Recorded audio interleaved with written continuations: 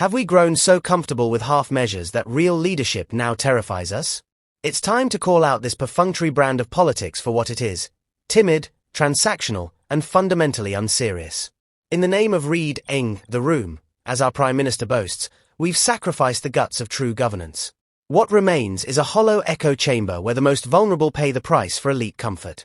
When Sir Keir Starmer shrugs off a rebellion by Labour MPs over welfare reform, dismissing genuine dissent as noises off, he confirms what many have suspected: the man now more closely resembles a corporate chair than a people's leader. But this isn't harmless political spin. It's a conscious choice to silence debate, to marginalise staffer complaints, and to bulldoze through reforms that threaten those Labour once vowed to protect. Over 120 Labour MPs have signed amendments to stop or soften disability benefit cuts. They're not staging a melodramatic tantrum. They're sounding the alarm that up to 800,000 disabled people could lose vital support. Meanwhile, local councillors, like those in Broxtowe, are abandoning the party in droves, citing the betrayal of traditional Labour values, crushing winter fuel allowances, freezing bus fares, keeping the two-child benefit cap, and ignoring the suffering of Gaza. This isn't internal discord. It's a full-scale breakdown driven by willful neglect. Let's not mince words. Starmer's approach reeks of technocratic decorum, offering bland assurances and "I'm comfortable with reading the room," while pushing through changes that punish the most marginalised. He talks about fairness and efficiency, but to many, it feels like moral bankruptcy. Here's the sore truth: a political leader who cannot heed warnings from their own MPs, or who labels genuine conscience as background noise, lacks both empathy and courage. Starmer's insistence on proceeding with the vote, even flirting with token concessions to pacify critics, is not strong leadership. It's hostage-taking disguised as negotiation. Conservatives may oppose on grounds of higher taxes, yet ironically, they might hold the key to blocking this cruel legislation. Still, Starmer refuses to step back. He's overruled by a centralised command structure in Downing Street, run by his chief of staff. That insulated bunker mentality has fractured trust within his own party.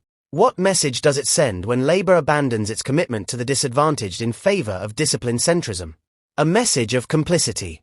When local councillors resign, citing betrayal, we're not witnessing isolated rebellion. We're watching a seminal fracturing of trust. These aren't circus spokespeople. They're voices from the ground, speaking for communities being ignored or pushed further into hardship. This spectacle isn't academic. It has real-world implications. Constituents in Broxtowe, Dudley, Lancashire, and other regions are losing faith in Labour, not because they're radical, but because they dare to ask for a bare minimum: protection for the elderly, disabled, low-income families, and those enduring systemic neglect. The evidence is clear. Labour's recent local election results, losses to the populist Reform UK in places like Doncaster and through voter apathy among Muslim communities, are directly tied to this direction. This is not surprising. When a party shrinks from defending core values, people don't vanquish it, they abstain. This must serve as a call to arms for progressive politics. When confronted with structural inequality, the only valid response is moral clarity, not bureaucratic ambiguity. The fight for disability benefits, fuel allowances, fair transport costs, a two-child cap, these aren't concessions, they're principles. If Labour cannot uphold them, then what is left? A brand of governance that talks change but delivers austerity? True leadership doesn't shy away from tough truths. It embraces them. It knows confrontation is a feature, not a bug. Starmer's legacy should be shaped by whether he absorbs these warnings and pivots, or doubles down on detachment.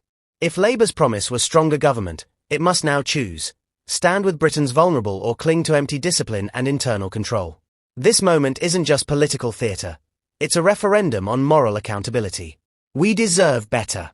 Citizens deserve leaders who don't lecture the vulnerable on constraint while their own ranks crumble. They deserve conviction, not management. The real question is, will Labour lead or fold?